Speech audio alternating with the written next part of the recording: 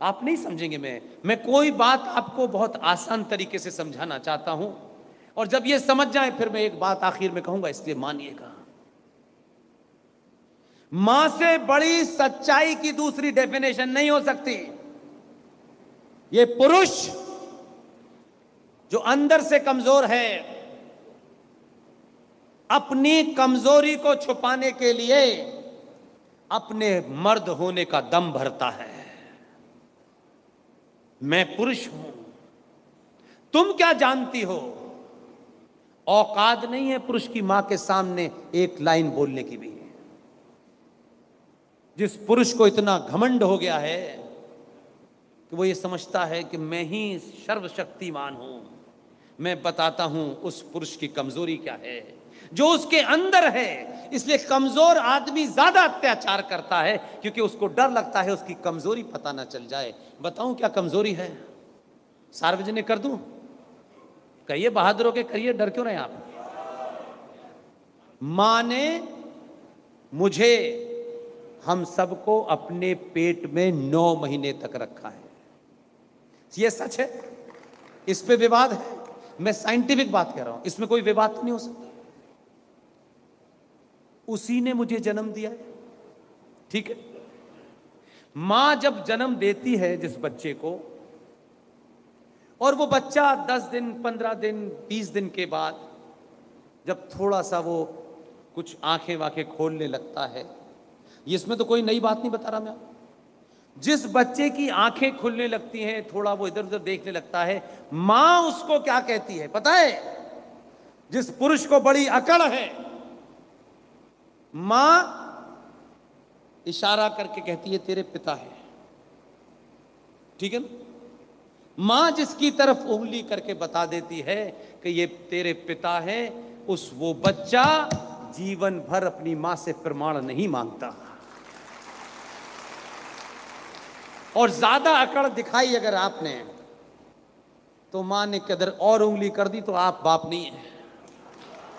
ध्यान रखिएगा, ये मां का ही कलेजा है। दुनिया का सबसे बड़ा सच इसलिए कह रहा हूं कि ये जो पुरुषों को लगता है, मैंने इसलिए कहा कि जो कमजोर आदमी होता है वो ज्यादा चिल्लाता है। इसलिए पुरुषों को मालूम है कि अगर खोपड़ी फिर गई तो ये जो मुझे शौक है कि मेरा खानदान चलना चाहिए, हमारे किसके बेटे हो? फला फला के हैं। जब तक उसके नीचे पिता का नाम बड़ा बड़ा ना लिखा जाए, पिता का सीना 36 नहीं होता। वो जाके घर में पूछे, गलती से कह दे 10 साल के बाद कि नहीं बेटा ये नहीं ये थे, सारी अकड़ निकल जाएगी। दुनिया में मां को ही पता है कि मेरे बाप का नाम क्या है, दुनिया का कोई आदमी नहीं बता सकता। इसलिए छोटी सी घटनाओं से सीखिए।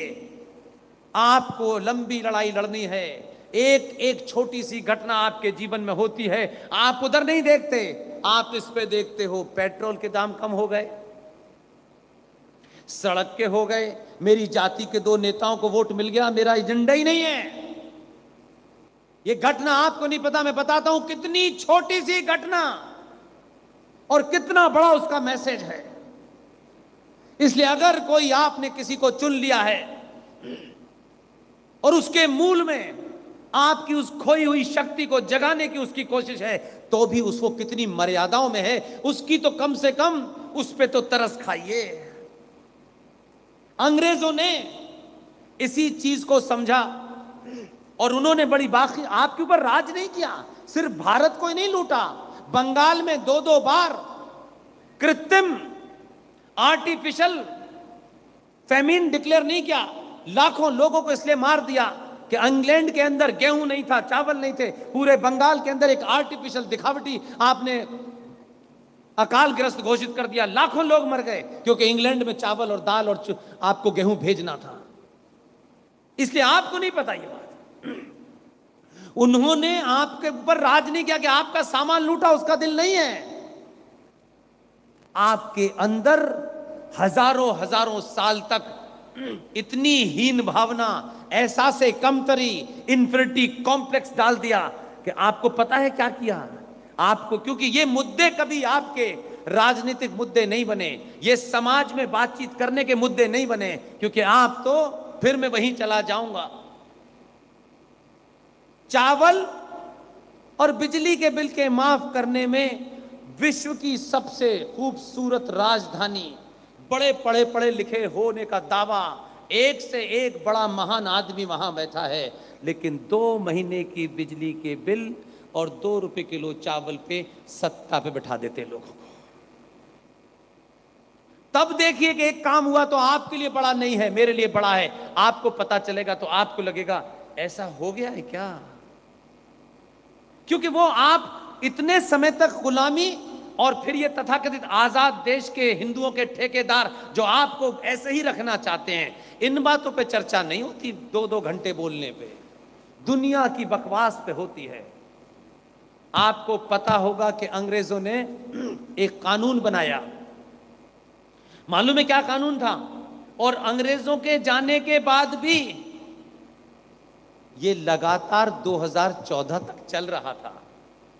इसलिए किसी की निगाह कहां है और उसका एजेंडा क्या है, जब तक उसे न समझें उसके बारे में बोलने से दो पहले सोचें। गाली देना बहुत आसान है, आप अपनी निजी समस्या को राष्ट्रीय समस्या समझते हैं, आपकी निजी समस्या राष्ट्रीय समस्या नहीं है, ये निजी होगी। तब अंग्रेजों ने एक कानून बनाया भारतीयों के लिए कि भारतीय जब भी किसी नौकरी के लिए आवेदन करेंगे, जब भी एप्लीकेशन देंगे, तब भारतीयों को अंग्रेज अफसर उससे जाकर के अपना डेट ऑफ बर्थ का सर्टिफिकेट सत्यापित यानी अटेस्ट कराना होगा।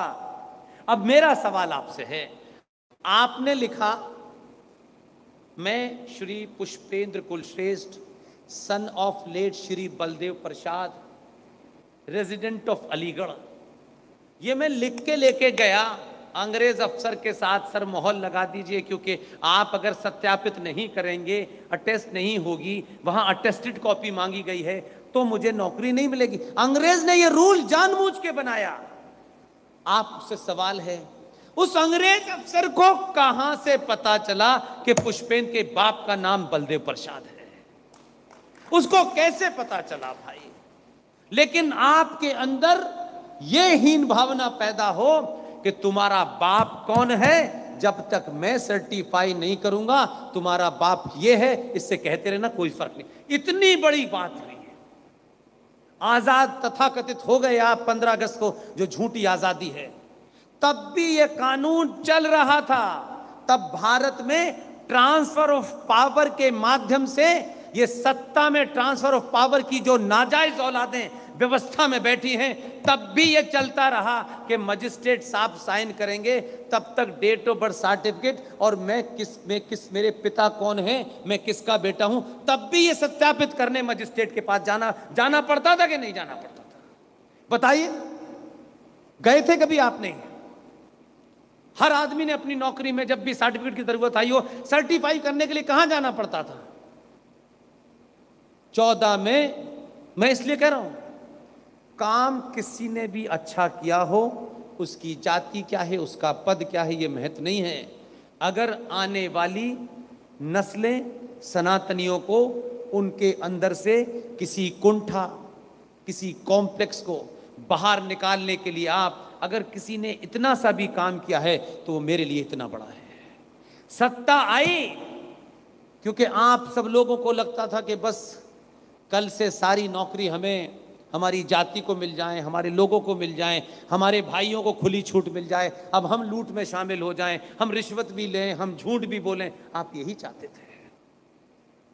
पहला ऑर्डर, इसके लिए संसद की जरूरत नहीं थी, एक छोटा सा जियो निकाला कि कल शाम से भारत के देशवासियों के लिए सरकार का एक आदेश है कि अब से आपका पिता कौन है, आपकी मां कौन है, किसी देश के मजिस्ट्रेट से नहीं सत्यापित करने हैं। आपका पिता कौन है, आप खुद उसे अटेस्ट कीजिए, वही सरकार मानेगी।